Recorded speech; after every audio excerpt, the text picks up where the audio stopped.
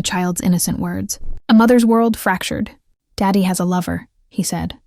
And a chilling warning. They're going to take all your money. The man I loved, the father of my son, a betrayer.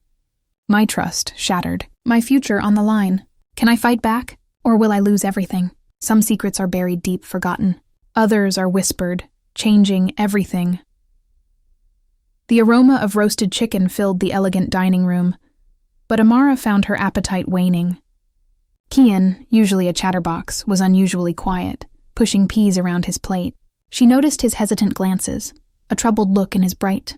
"Everything all right, sweetie?" she asked, her voice soft. Kian leaned closer, his small hand tugging at her sleeve. His voice was barely a whisper, a fragile sound that nevertheless shattered the quiet evening. "Mommy," he began, "is going to take all your money." The words hung in the air, cold and sharp, piercing through the warmth of the room.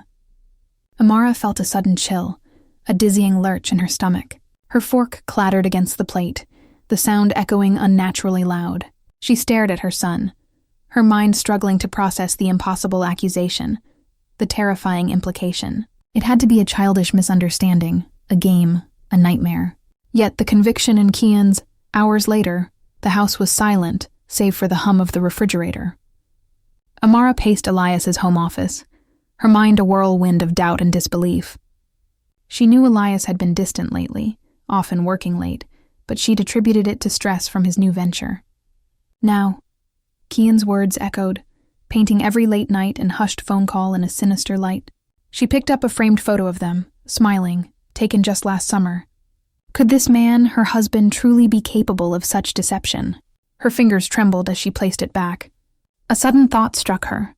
Elias's old burner phone, which he kept for international business contacts, a detail she'd always found slightly odd but dismissed.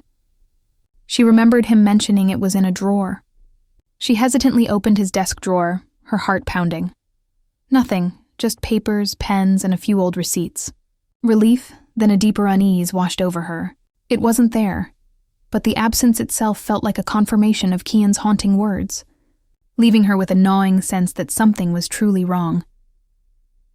The next morning, determined to shake off the unsettling feeling, Amara headed to her boutique, Azure Threads. She tried to immerse herself in work, reviewing inventory in the back office, but Kian's words clung to her like a shadow. While reconciling some recent transactions, a particular invoice caught her eye. A substantial purchase from a high-end jewelry store, far beyond anything Elias typically bought her, and listed under a different, unfamiliar account. She frowned, pulling up their joint business account statements. There it was, a large sum transferred just last week to an offshore account she'd never seen before, labeled only with an alphanumeric code. Her breath hitched. This wasn't a misunderstanding. This was a deliberate act hidden from her. The meticulous financial records, usually a source of pride, now felt like a roadmap to betrayal. "What is this, Elias?" she whispered, her voice cracking with a mix of fear and growing anger. The numbers on the screen swam before her. That evening, a tense silence filled their bedroom. Elias had arrived home late, his usual charming smile not quite reaching his. Amara watched him from across the room, the offshore transfer statement clutched in her hand, her heart a drum against her ribs. "We need to talk," she stated, her voice surprisingly steady. Elias turned, his expression hardening as he saw the paper. "What's this, Amara? Snooping now?" He scoffed, a dismissive wave of his hand. "This is not snooping, Elias. This is a 5-figure transfer to an account I don't recognize. And Kian told me everything." The air crackled with unspoken accusations. Elias's face went from dismissive to cold. "Kian is a child.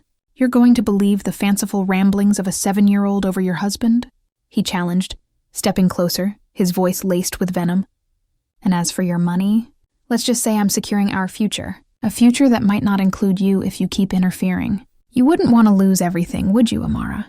Not just the money." His words were a direct threat, chilling her to the bone, transforming her husband into a stranger before her very. The echo of Elias's threat vibrated in the silent bedroom, a chilling testament to the stranger he had become. Amara lay awake for hours, the words "lose everything" circling her mind like vultures. She thought of Kayan, his innocent face, the trust in his bright. This wasn't just about money. It was about her son's security, her dignity, and protecting the life she had painstakingly built. She couldn't crumble. She had to fight, but she knew she couldn't show her hand to Elias. He was manipulative, and she needed a plan, a strategy to navigate this treacherous new reality. The man she married had vanished, replaced by a cold, calculating adversary. The next morning, Amara went through the motions of a normal day, dropping Kian off at school with a forced smile. Her mind, however, was in overdrive. She knew she needed advice, but from whom? Her closest friends were mutual with Elias, making them risky. Her gaze fell on a business card she'd tucked away months ago. Eleanor Vance, Family Law. Eleanor had spoken at a women's entrepreneur event, advocating for protecting one's assets. Amara hesitated, her finger hovering over the phone. Making this call felt like admitting defeat, like truly acknowledging the end of her marriage. But Kian's words returned to her, a gentle but firm reminder of why she had to be strong.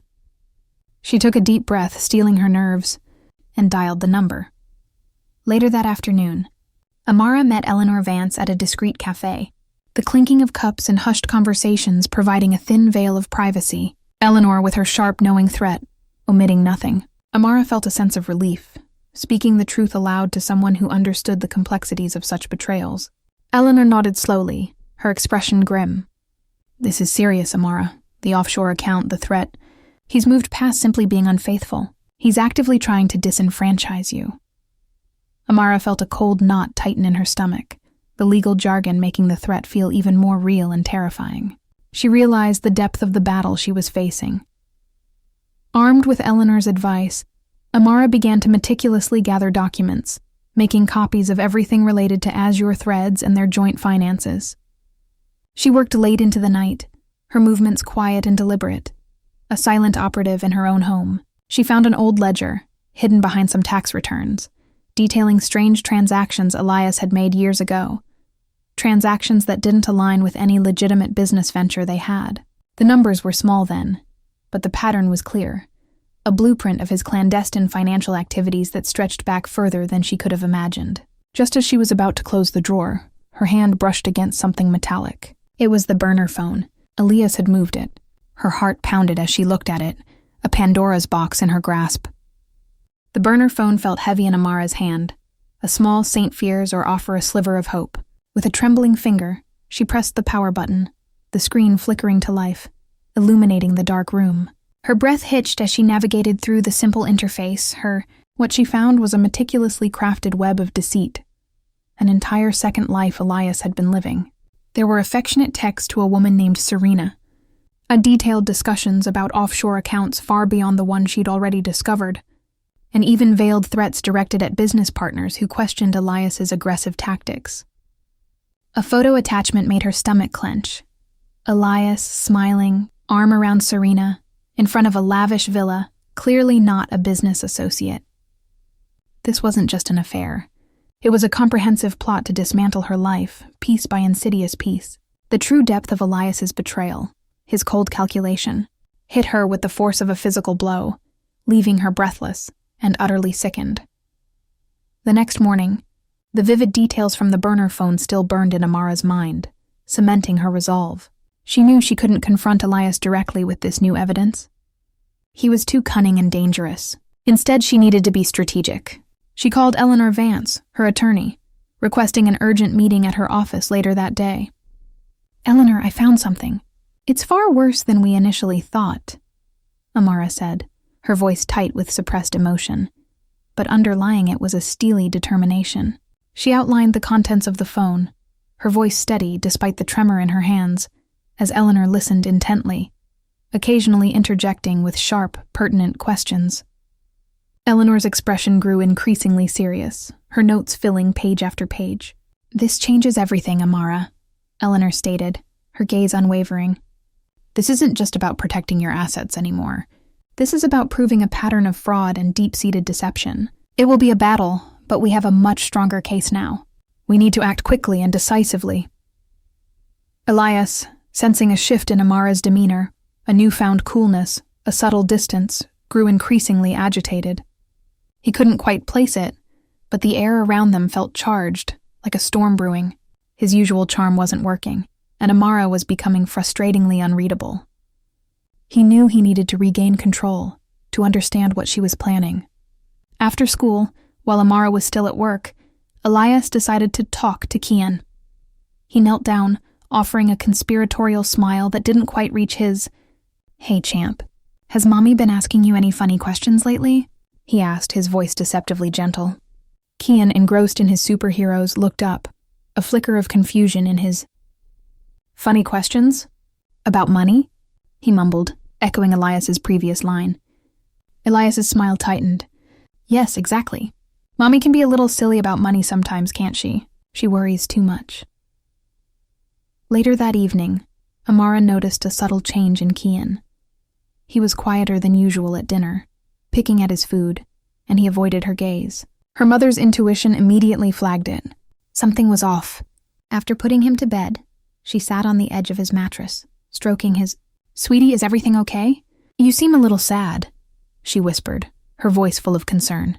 Kian hesitated, then looked up at her, his bright. "Daddy told me," he started, his voice barely audible. Amara leaned closer, her heart pounding. "What did Daddy tell you, my love?" Kian sniffled, his small hands clutching her arm. He said you were being silly about money, and that you might make us leave our house if you don't listen to him." The words were a venomous dart, piercing through Amara's carefully constructed calm. Elias wasn't just fighting her. He was weaponizing their son, turning Kian into an unwitting pawn in his cruel game, threatening their very home. The weight of Kian's words, echoing Elias's cruel manipulation, settled heavily on Amara. Her son, her innocent Kian, was being used as a weapon against her. The anger that surged through her was colder, sharper than before, mixed with a fierce protectiveness. Elias had crossed a line that no father should ever approach. She sat by Kian's bedside for a long time, watching his peaceful sleep, a silent vow forming in her heart to shield him from his father's poison. This was no longer just about her fortune. It was about her son's well-being, his sense of security, and protecting his bright, trusting spirit from such insidious deceit.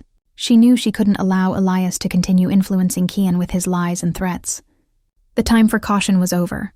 It was time to move with absolute certainty and speed. Her resolve hardened, turning her grief into unyielding determination.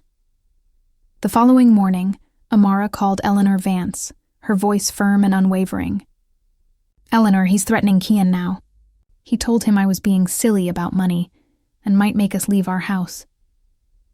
A pause stretched between them, heavy with the gravity of Elias's actions. "We need to file a temporary restraining order and freeze his assets immediately. I want Kian protected from him." Eleanor's response was swift and decisive. "Amara, this is a significant escalation. I'll prepare the documents, but it means going public. Are you ready for that?" Amara gripped the phone tighter. "I am. I have to be. For Kian." The decision was made, etched in the steel of her new resolve. She knew the path ahead would be fraught with conflict, but the thought of Kian's vulnerable face strengthened her, pushing away any lingering doubt. Meanwhile, Elias felt the subtle shift in Amara's demeanor, a quiet storm brewing beneath her calm exterior. He dismissed it as female histrionics at first, but a growing unease began to gnaw at him. He went to his home office, a place he usually controlled, and searched for the burner phone, his old hiding spot behind the tax returns. It wasn't there. Amara had found it.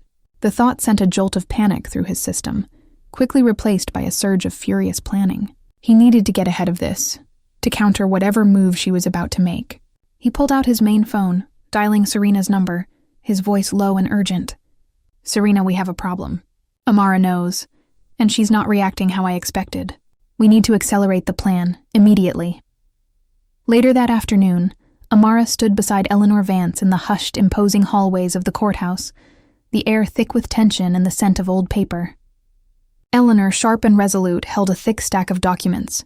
"Once we file these, Amara, there's no turning back. Elias will be served, and the battle will begin in earnest." Amara nodded, her jaw tight, her gaze fixed on the heavy oak doors of the filing office. "I understand, Eleanor." "This is for Kian." As Eleanor walked forward to submit the papers, a figure emerged from around the corner, a familiar, furious face. Elias. He had been waiting. "So," he hissed, his voice cutting through the quiet corridor like a knife. "You think you can play games with me, Amara? You have no idea what you've just unleashed." The corridor erupted with Elias's enraged shouts as the court officer approached him, holding out the legal documents. Amara flinched, but Eleanor placed a steadying hand on her arm, a silent reassurance. Elias tore the papers from the officer's grasp, "You think this will stop me, Amara?" he snarled, his voice echoing off the polished floors. "You have no idea what you're dealing with. This is war, and you just fired the first shot." His words, raw and venomous, cut through the official silence of the courthouse. Amara stood her ground, meeting his furious gaze with a quiet strength she hadn't known she possessed, her heart pounding a fierce rhythm against her ribs. She had expected anger, but not this raw, visceral hatred, confirming that her decision to protect Kian was not just necessary, but critical. The line had been drawn, irrevocably, and the battle for her future and her sons had truly begun. The days following the courthouse confrontation were a blur of legal consultations and cautious navigation. Amara focused on creating a bubble of normalcy for Kian, shielding him from the escalating conflict. She picked him up from school, helped him with homework, and read bedtime stories, all while her mind raced with the complexities of her situation. One evening, as Kian was drawing a picture of their family, he looked up at her, a hint of sadness in his bright, "Mommy, why isn't Daddy coming home anymore?" he asked, his voice small. Amara knelt beside him, taking his hand gently. "Daddy and I are having a disagreement, sweetie," she explained softly, choosing her words carefully.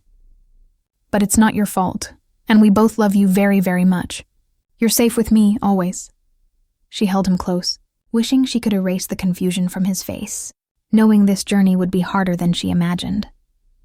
Across town, Elias met Serena in a dimly lit upscale lounge, a secluded booth offering them privacy. His face was etched with fury, his usual composure shattered. "Amara's gone too far," he seethed, slamming his hand lightly on the table, making their drinks jump. She filed a restraining order, froze the accounts. "We need to move up the timeline, Serena, immediately." Serena, sleek and composed, took a slow sip of her cocktail. "I warned you she was stronger than you thought, Elias.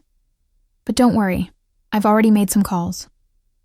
Our alternative plan is ready to activate. It's riskier, but it will hit her where it hurts the most, far beyond just her finances." Elias looked at her, a flicker of cold calculation returning to his. "Good, I want her to lose everything. Not just the money, but her entire sense of security." The air around them crackled with a dangerous resolve, as they plotted their next, more ruthless move. A week later, Amara was in her boutique, Azure Threads, reviewing new designs, a rare moment of peace. The bell above the door chimed, and a familiar face entered. One of her oldest friends, Maria, her expression a mix of concern and discomfort. "Amara, have you seen the news?" Maria asked, her voice hushed. Amara frowned, feeling a sudden chill. "What news?" Maria hesitantly pulled out her phone, showing Amara a headline from a prominent business journal. The article detailed a shocking exposé, revealing alleged financial improprieties at Azure Threads, complete with leaked documents that painted Amara as complicit in shady dealings, deliberately orchestrating a scheme to defraud investors. The accusations were baseless, malicious lies, but the evidence presented looked damning, meticulously fabricated to destroy her reputation and her business. Amara's breath caught in her throat as she stared at the screen, her world once again crumbling. Elias wasn't just fighting for money, he was trying to utterly annihilate her. Amara stared at the damning headline, her breath catching in her throat as the words swam before her. The meticulously fabricated accusations against Azure Threads, designed to destroy her reputation, hit her with a fresh wave of shock and fury. This wasn't just about money. Elias was actively trying to dismantle her entire life, her legacy. A cold, hard resolve settled deep within her, replacing the initial sting of betrayal. She clenched her jaw, refusing to be broken by his insidious tactics. This was a direct attack on everything she had built, a desperate attempt to corner her. She couldn't let him win, not after all she had fought for.